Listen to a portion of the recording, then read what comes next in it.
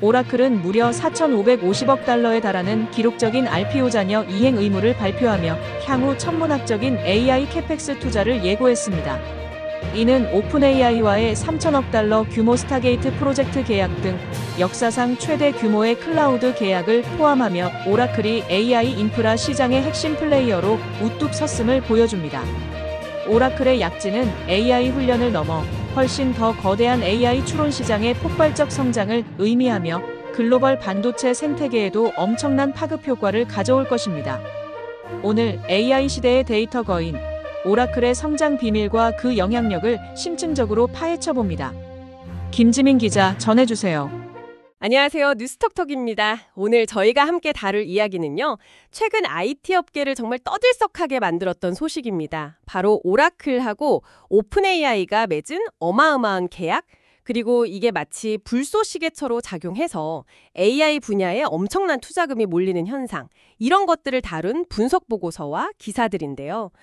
와, 이 소식 하나 때문에 오라클 주가가 하루 만에 30% 넘게 뛰고 그 창업자 레리 앨리슨 회장은 잠시나마 세계 최고 부자가 되기도 했었죠.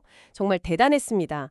그래서 오늘 저희는 이 놀라운 사건, 그 배경에 뭐가 있는지, 그리고 요즘 많이 이야기하는 AI 캐펙스 쓰나미, 이건 또 어떻게 연결되는 건지, 더 나아가서 이 거대한 흐름이 결국 우리 한국 기업들, 특히 반도체 회사들한테는 어떤 기회가 될지 좀 깊숙이 파헤쳐 보려고 합니다. 자, 그럼 한번 시작해 볼까요? 먼저 오라클 이야기부터 안 할 수가 없겠네요. 사실 오랫동안 데이터베이스 시장의 뭐랄까 절대 강자였잖아요. 근데 솔직히 클라우드로 넘어가는 데는 좀 늦었다, 이런 평가도 있었고요. 그런데 최근 AI 덕분에 정말 극적인 반전을 보여주고 있어요. 아까 말씀드린 것처럼 주가 폭등해서 시총이 하루에 300조 원 넘게 불어났는데 이 변화의 핵심 동력 뭘까요? 네, 모든 이야기의 시작은 역시 오픈AI와의 계약이죠. 그 규모가 정말 상상을 초월합니다. 5년간 무려 3천억 달러. 우리 돈으로 하면 약 417조 원 정도 되는 클라우드 컴퓨팅 자원 구매 계약이에요. 이게 어느 정도냐면 오픈AI 연간 매출 추정치가 한 100억 달러쯤 되거든요. 그거의 30배에 달하는 엄청난 장기 약정인 거죠. 이 계약의 힘이 숫자로 딱 드러난 게 바로 잔여 이행 의무, RPO라는 겁니다. RPO요. 그게 좀 생소한데 구체적으로 어떤 지표인가요? 줄로 잡힐 돈이에요. 뭐랄까 수주잔고 같은 거죠. 근데 오라클의 이 RPO가요. 불과 한 분기 만에 1,380억 달러에서 4,550억 달러로 3배 넘게 폭증을 한 겁니다. 와, 3배요? 엄청나네요. 네, 이 숫자가 시장에 던진 메시지가 아주 강력했죠. 아, 오라클 미래 성장은 이제 따놓은 당상이구나. 이런 신호를 준 겁니다. 월가에서도 입이 떡 벌어진다. 이걸 발판 삼아서 오라클은 이제 자기네 클라우드 서비스, OCI라고 하죠. 오라클 클라우드 인프라. 이 매출이 2026 회계연도에 18억 달러에서 시작해서 2030년에는 1,440억 달러까지 무려 8배 성장할 거다. 이런 아주 공격적인 전망까지 내놨습니다. 이렇게 되면 전체 매출에서 클라우드 비중이 70%를 넘어서게 되는 건데요. 그야말로 회사의 명운을 건 베팅이라고 봐야겠죠. 근데 오픈AI 입장에서 보면요. 원래 마이크로소프트 MS라는 아주 든든한 파트너가 있잖아요. 그런데 왜 굳이 오라클이라는 새로운 파트너를 그것도 이렇게 어마어마한 규모로 선택했을까요? 오라클에 뭔가 특별한 게 있었던 걸까요? 비장의 무기 같은 거요? 네, 몇 가지 아주 결정적인 이유가 있는 것 같습니다. 첫 번째는 데이터 중력이라는 개념이에요. 이게 상당히 중요합니다. 뭐냐면 전 세계에서 SAP 같은 핵심 기업용 소프트웨어를 쓰는 고객들 있지 않습니까? 그중 한 80% 정도가 여전히 오라클 데이터베이스를 기반으로 시스템을 돌리고 있다는 거예요. 금융이나 의료, 제조 같은 아주 중요한 산업들의 민감한 데이터들이 아직도 기업 내부 서버, 그러니까 온프레미스 환경에 오라클 DB 안에 묶여 있다는 거죠. 아, 데이터가 너무 무겁고 중요해서 한번 자리를 잡으면 옮기기가 어렵다, 뭐 그런 뜻인가요? 네, 정확합니다. 마치 큰 행성이 주변의 작은 것들을 끌어당기듯이 데이터가 있는 곳으로 관련 기술이나 애플리케이션이 자꾸 모여드는 현상을 말하는 건데요. 많은 기업들이 보안 문제나 규제, 아니면 또 이전 비용이 너무 커서 이 핵심 데이터를 함부로 외부 퍼블릭 클라우드로 못 옮기고 있어요. 오라클이 바로 이 지점을 파고든 겁니다. 프라이빗 클라우드 앳 커스터머 같은 솔루션으로 고객사 데이터 센터 바로 옆이나 심지어 내부의 오라클 클라우드 환경을 똑같이 만들어주는 거예요. 데이터를 안 옮기고도 쓸 수 있게. 그렇죠. 데이터를 옮기지 않고도 AI 같은 최신 기술을 바로 쓸 수 있게 해주는 거죠. 이건 사실 AWS나 Azure, GCP 같은 기존 퍼블릭 클라우드 강자들이 쉽게 제공하기 어려운 오라클만의 좀 차별화된 강점이라고 볼 수 있습니다. 두 번째 이유는요, 확실한 가격 경쟁력입니다. OCI의 기본적인 인프라 서비스, 그러니까 서버나 스토리지 같은 거 빌려 쓰는 비용, IaaS가 경쟁사보다 한 20-30% 정도 저렴해요.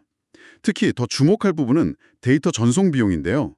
그중에서도 클라우드 외부로 데이터를 빼낼 때 드는 비용, 이걸 이그레스 코스트라고 하는데 이게 경쟁사보다 막 10배 이상 싸다는 겁니다. 10배나요? 네, AI 모델 학습시키려면 필연적으로 엄청난 양의 데이터를 옮겨야 하잖아요. 이 비용 부담을 확 줄일 수 있다는 건 오픈 AI처럼 대규모 GPU 클러스터를 돌리는 기업에게는 정말 매력적인 포인트였을 겁니다. 총 소유 비용, TCO 측면에서 유리한 거죠. 그리고 마지막 세 번째 요인은 중립성입니다. 오라클은 AWS나 구글, MS1은 다르게 자체적인 초고대 AI 모델, 즉 LLM 개발에 직접적으로 뛰어들지 않았어요. 그렇기 때문에 오픈 AI나 XAI, 메타처럼 자기들만의 AI 모델을 개발하는 기업들 입장에서 보면 오라클은 우리 기술하고 경쟁할 가능성이 없는 파트너다. 이런 인식을 줄 수 있죠. 이런 비경쟁적 관계에 대한 신뢰, 이것도 중요한 선택 요인이었을 수 있습니다. 아하, 데이터 중력, 가격 경쟁력, 그리고 중립성. 이 세 가지가 딱 맞아떨어지면서 오라클한테 정말 다시 한번 크게 도약할 기회를 준 거군요. 그런데 이 오라클 계약이 그냥 시작일 뿐이다 이런 이야기도 나오더라고요. AI 캐펙스 쓰나미라는 말까지 등장했는데 도대체 투자 규모가 어느 정도길래 이런 표현까지 쓰는 걸까요? 네, 그야말로 쓰나미급 투자입니다. 오라클만 봐도요, 2026 회계연도 한 해에만 캐펙스, 그러니까 자본적 지출로 약 35억 달러를 쏟아부을 계획이고요. 향후 2년 동안 매년 70%씩 투자를 늘리겠다고 밝혔습니다. 근데 여기서 아주 재미있는 점은요, 오라클은 데이터 센터 부지나 건물을 직접 사기보다는 빌려 쓰는 방식을 선호한다는 거예요. MS나 구글, 아마존하고는 좀 다른 전략이죠. 그렇다면 오라클의 카펙스는 거의 다 하드웨어 구매 비용이라는 뜻인가요? 맞습니다. 건물이나 땅값이 빠지니까 오라클의 캐펙스 350억 달러는 거의 순수하게 엔비디아 GPU나 네트워킹 장비 같은 고성능 하드웨어 사는데 집중된다고 볼 수 있는 거죠. 그래서 실제 하드웨어 투자 규모로만 따지면 빅3 클라우드 기업들이 연간 600억, 700억 달러 캐펙스 쓴다고 발표하잖아요. 그거랑 거의 맞먹는 수준의 하드웨어 투자가 이루어진다고 평가할 수 있습니다. 이게 오라클뿐만이 아니에요. 메타 같은 경우도 향후 3년간 무려 6천억 달러라는 정말 천문학적인 캐펙스 투자를 예고했습니다. 6천억 달러요? 와. 네, 여기서 또 하나 우리가 주목해야 할 중요한 흐름이 있는데요. 이 막대한 투자가 이제 단순히 AI 모델을 처음 만드는 사전 훈련, 프리트레이닝 단계를 넘어서고 있다는 겁니다. 실제 서비스에 적용해서 수익을 내는 추론, 인프런스 단계에 집중되고 있다는 점이에요. 훈련이랑 추론. 그 차이가 그렇게 중요한가요? 매우 중요합니다. 훈련은 AI 모델을 처음 만들 때 대규모 데이터로 막 학습시키는 과정이고요. 추론은 이미 학습된 모델을 이용해서 사용자가 질문하면 답해주거나 이미지를 만들어주거나 콘텐츠를 추천해주거나 이렇게 실제 서비스를 제공하는 과정이거든요. 오라클의 레리 일리슨 회장도 직접 추론 시장이 훈련 시장보다 훨씬 더 커질 터다 이렇게 강조를 했었죠. 메타가 AI 캐펙스의 상당 부분을 광고나 콘텐츠 추천 알고리즘 개선 같은 이런 추론 작업에 투입한다는 점도 이걸 뒷받침하고요. 즉, AI가 이제 연구실 단계를 넘어서서 실제 돈을 벌어들이는 비즈니스 단계로 본격적으로 진입했다는 아주 강력한 신호라고 볼 수 있습니다. 들어보니까 결국 오라클이든 메타든 이렇게 막대한 투자를 쏟아붓는 돈이 결국은 다 엔비디아로 흘러들어가는 그런 구조처럼 보이는데요. 혹시 다른 대안 같은 건 없나요? 예를 들어서 구글 TPU라던가 아니면 다른 빅테크 기업들이 자치 칩 개발하는 노력은 좀 어떻게 되고 있나요? 네, 핵심을 딱 짚으셨네요. 현재로서는 AI 칩 시장의 가장 큰 수혜자는 단연 엔비디아입니다. 앞으로 한 2-3년 동안은 시장 점유율 80% 이상을 유지할 거다. 이런 전망이 지배적이에요. 물론 구글의 TPU, 텐서 처리 장치나 다른 기업들의 자체 주문형 반도체, ASIC 개발 시도도 계속되고는 있습니다. 하지만 엔비디아가 수십 년간 쌓아 올린 쿠다라는 아주 강력한 소프트웨어 생태계의 벽이 워낙 높아요. 쿠다요? 그게 정확히 어떤 역할을 하길래 그렇게 중요한 건가요? 쿠다는 개발자들이 엔비디아 GPU를 이용해서 AI 프로그램을 좀 쉽고 효율적으로 만들 수 있게 도와주는 그런 소프트웨어 플랫폼이자 도구 모음인데요. 이게 거의 뭐 산업 표준처럼 자리를 잡아버려서 한번 쿠다 환경에 익숙해진 개발자들이나 기업들이 다른 종류의 칩으로 넘어가기가 굉장히 어렵습니다. 기술적인 전환 비용도 그렇고 배우는 데 드는 시간도 만만치 않기 때문이죠. 성능 대비 총 소요 비용, TCO를 따져봐도 엔비디아 GPU를 넘어서기가 쉽지 않다, 이런 평가가 많고요. 실제로 마이크로소프트가 야심차게 추진했던 자체 AI 칩 마야 프로젝트를 축소하고 결국 엔비디아의 차세대 칩인 블랙웰을 대량으로 사기로 결정한 게 대표적인 사례입니다. 아, MS마저도요? 네, 자체 칩 개발이 엔비디아의 성능이나 비용 효율성을 따라잡기 어렵다고 판단한 거죠. 당분간 AI 하드웨어 시장에서 엔비디아의 독주는 계속될 가능성이 커 보입니다. 그렇군요. 엔비디아의 아성이 정말 대단하네요. 자, 그럼 이제 가장 궁금한 지점으로 한번 넘어가 보겠습니다. 오라클의 부상과 엔비디아의 독주로 이어지는 이 거대한 AI 캐펙스 쓰나미가 우리 한국 기업들에게는 구체적으로 어떤 영향을 미치고 있을까요?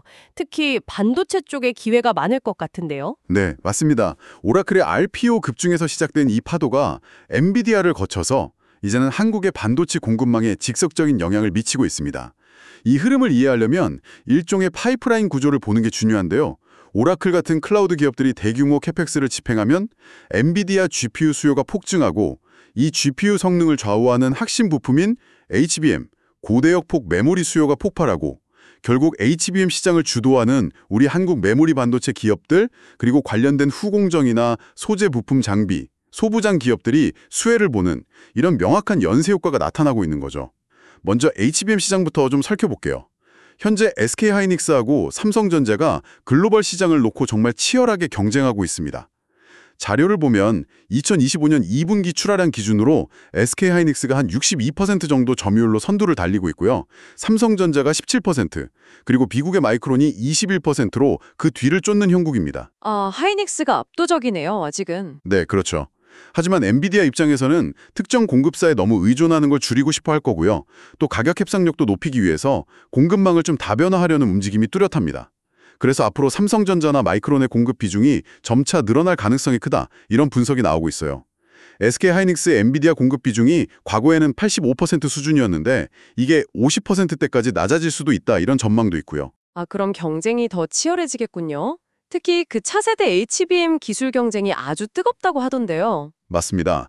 특히 HBM4부터는 기술 경쟁이 한 단계 더 격화될 전망입니다. HBM4는 기존 HBM3E보다 데이터가 드나드는 통로, IO라고 하죠. 이 수가 1024개에서 2048개로 2배나 늘어나는 등 기술적인 난이도가 훨씬 높거든요. SK하이닉스는 지금 HBM 시장 주도권을 잡게 해준 핵심 기술이죠. MR 무프 공정. 이걸 더 발전시켜서 HBM4에서도 우위를 이어가려고 하고 있습니다. 칩 쌓아 올린 다음에 그 사이를 보호제로 한 번에 채우는 방식이요. 반면에 삼성전자는 좀 다른 접근법을 시도하고 있어요.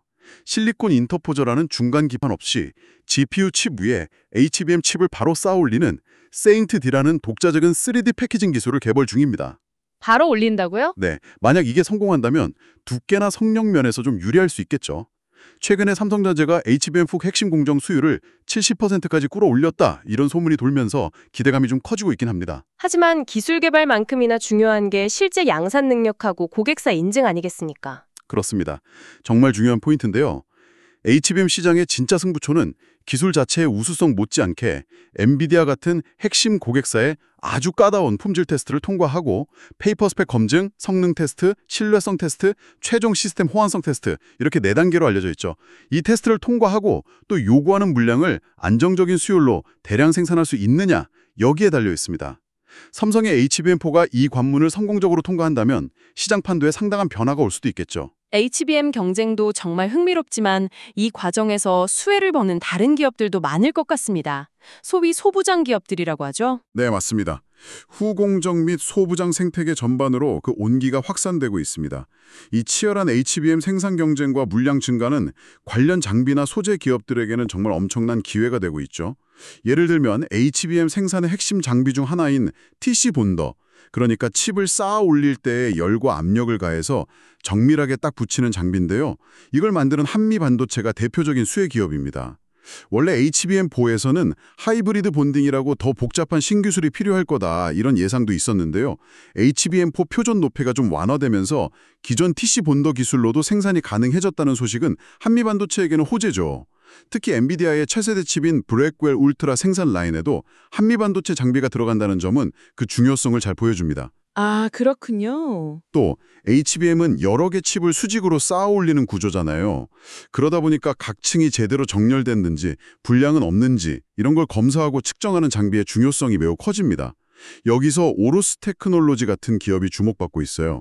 이 회사는 HBM 생산 수율 향상에 꼭 필요한 오버레이 계측 장비, 그러니까 반도체 회로 패턴이 정확하게 정렬됐는지 측정하는 장비를 삼성전자에 공급하고 있거든요. 테크윙에는 회사는 또 HBM 전용 테스트 장비인 큐브 프로버를 개발해서 삼성전자랑 SK하이닉스 양쪽에 공급하려고 품질 테스트를 진행 중이고요. 이외에도 HBM 패키징에 필요한 특수한 기판을 만드는 대덕전자, 심텍, 삼성장기 같은 기업들도 이 AI 투자 확대에 연쇄적인 수혜를 입는 그런 구조입니다. 정말 오라클에서 시작된 나비 효과가 한국의 반도체 소부장 생태계에 아주 깊숙한 곳까지 영향을 미치고 있는 셈이죠. 와, 정말 AI 투자라는 거대한 파도가 반도체 산업 전체를 뒤흔들면서 메모리 대기업뿐만 아니라 관련 중소 중견 기업들한테까지 아주 폭넓은 기회를 제공하고 있군요. 예, 분명 긍정적인 측면이 매우 큽니다. 다만 좀 균형 잡힌 시각도 필요할 것 같아요. 예를 들어서 퓨리어스 AI나 리벨리온, 디벡스 같은 국내 AI 패블리스 기업들 있지 않습니까? 반도체 설계 전문 기업들이요.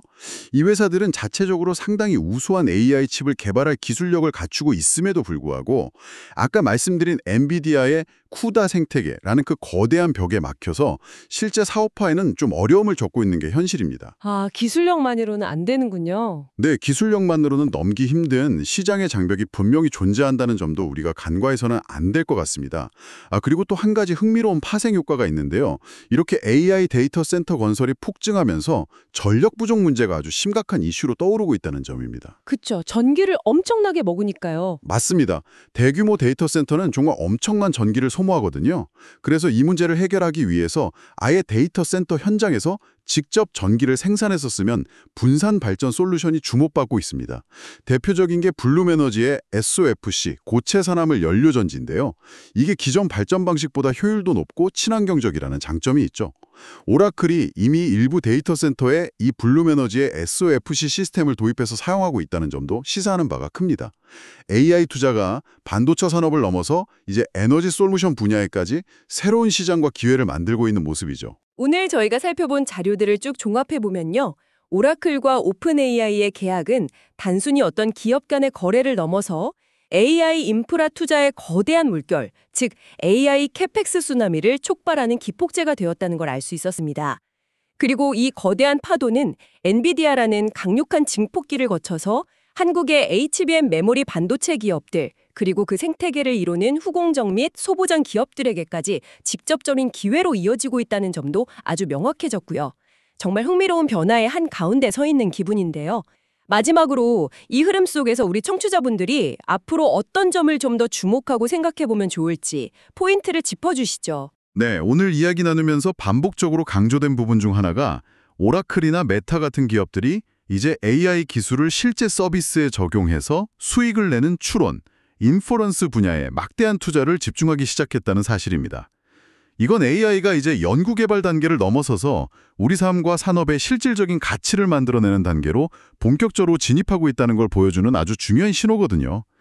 그렇다면 여기서 우리가 한번 던져볼 질문은 이런 겁니다. 앞으로 AI 추론 기술은 우리의 일상생활, 또 업무 환경, 그리고 다양한 산업 분야에 어떤 방식으로 더욱 깊숙이 통합될까요? 예를 들면 더 개인화된 온라인 쇼핑 경험이라든지 더 정확한 의료 진단 보조, 더 효율적인 공장 운영 같은데 어떻게 활용될 수 있을까요? 그리고 이런 변화는 또 어떤 새로운 기술의 발전을 촉진하고 어떤 분야의 기업들에게는 전혀 예상치 못했던 성장의 기회를 제공하게 될까요? 이런 질문을 염두에 두고 앞으로의 기술이나 산업 동향을 계속 지켜보신다면 다가올 변화의 큰 그림을 이해하시는데 아주 중요한 통찰을 얻으실 수 있을 거라고 생각합니다. 오늘 우리는 오라클이 이끄는 AI 시대의 거대한 변화를 심층적으로 살펴보았습니다. 오라클발 AI 캐펙스 쓰나미는 엔비디아를 필두로 한 글로벌 AI 하드웨어 공급망, 특히 HBM 고대역폭 메모리를 중심으로 한 한국 반도체 기업들에게 새로운 투자 기회를 안겨줄 것입니다. 여러분은 어떻게 보셨나요? 댓글로 의견을 공유해주세요.